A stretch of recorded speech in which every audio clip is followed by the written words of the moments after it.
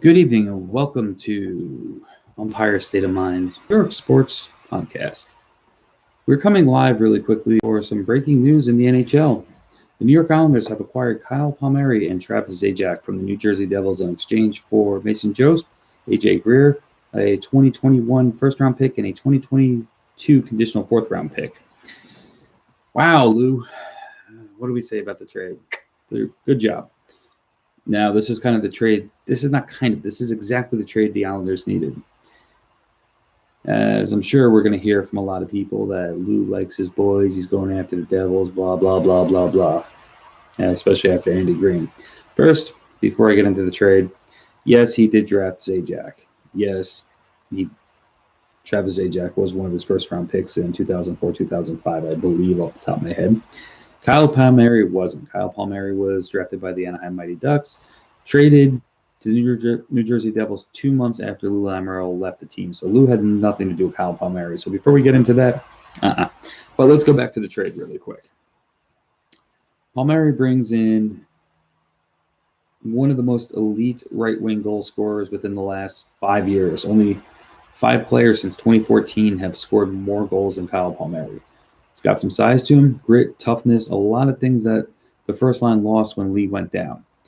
That's why I'm assuming always Uncle Leo was put on the line for defense and for that toughness to protect Barzal a little bit. But now we have Palmieri, and Palmieri is going to be a great fit for that line. It's going to be a great fit for our Jekyll and Hyde power play that the Islanders seem to have. Some days they show up, some days you just see him passing around the outside or can't get into the zone, and you just kind of want to choke yourself. But it is what it is. Kyle Palmieri has scored just under 60 career power play goals. So that's really going to help. Same with Travis Zajac. For a 35-year-old center, he has 53 career power play goals, 12 career shorthanded goals, 57 career playoff games. So it's going to bring leadership in the playoff, as well as 11 of his 13 seasons. He's over 50% in those 11 seasons face-off percentage win, which is very, very important. It's really going to help J.G. Pageau, Brock Nelson, and Casey Cizikas with the face-offs, especially in important situations. It gives more depth and stability to the third line that Pageau and Wahlstrom seem to not have with all the rotating wingers there. Who's going to play wing? Will it be Zajac? Will it be Pageau? Those two will be interchangeable. We're just going to have to wait and see what Lou does. Barry does when it comes to the lineup. Excuse me. Sorry about that, Lou. As for Palmieri, we already know he's going to the first line. So what does this trade really do for the Islanders? It gives them depth. It gives them scoring. It gives them defense, gives them penalty kill, gives them power play, gives them a lot of things. Lou filled a lot of needs in just one trade. 2 players, 1 trade, a lot of needs. Everybody can go. I'm sure we're going to hear people go on and on about Zajac's age, the seasons Palmieri and Zajac are having, but let's be fair. They are playing on a horrible New Jersey Devils team, a team that seems to be incapable of scoring goals. Excuse me. So putting with Barzal, putting with Pageau, I'm expecting these two to hopefully, just light it up when they come in, fit in where they can. I know a lot of people are probably going to go off about Nick Foligno this, Philip Forsberg that, Taylor Hall that. Well, let's be honest. Foligno and Forsberg are not being traded. Columbus and Nashville are still in the playoff race at this time. If they're traded, I'll be surprised. But honestly, I think they're staying. Taylor Hall, except for his MVP year a few years ago, he seemed to be bad luck for any team he went to. And I'm not trying to blame him for that. But every team he's gone to, they've always underperformed. Ever since he's drafted by Edmonton. So he's had an MVP year. He won the Hart Trophy, yes. He's had a few good years, a lot of mediocre years. He has not fully lived up to the potential of the number 1 pick that he was. So I don't think Taylor Hall would have been a good fit for Barry Trotz's system for the Islanders. I truly think Palmieri is probably the best fit they had out there. I'm glad they got him. I'm glad they went after him. And I'm glad they didn't wait till Monday while other teams are going after him. Because there are reports that the Boston Bruins and a few other teams were in on Palmieri. The Toronto Maple Leafs, God, I know all Islander fans would not want to see any of that. So this leaves a conundrum for next year. Both players are in their walk year. We have a few restricted free agents we got to sign next year. But we also do have the expansion draft.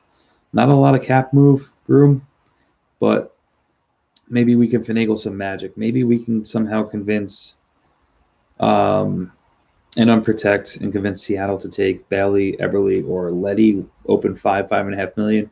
Maybe somehow Lou will work some magic and convince them to take Ladd and take 7.5 million off. That might give us a chance to re-sign Palmieri, who, if the Islanders make a deep run for the Cup or even win the Cup, he may say, "This is the team I want to be on." He's a Long Island boy from Suffolk County, Smithtown, not far from where I'm from, about 20 minutes, and he may want to stay with the Islanders. He's 30 years old. He's got a lot of good years left. You can sign him to a 4-year deal, get the rest of his prime years out of him. And that would be interesting to see him on the first line or Lee on the first line and the other one on the second line. And then if they re-sign Beauvillier or, they let Bailey go. I mean, there's so many different options. I can't even go through all that right now. But that's going to be interesting next year. But right now, purely 2 rental players. Lou made this trade without having to give up Kiefer Bellows, which is very important. I'm not 100% sure Kiefer Bellows fits in Barry Trotz's system. You see, sometimes he has some good offensive flashes. Other times he looks a little lost. So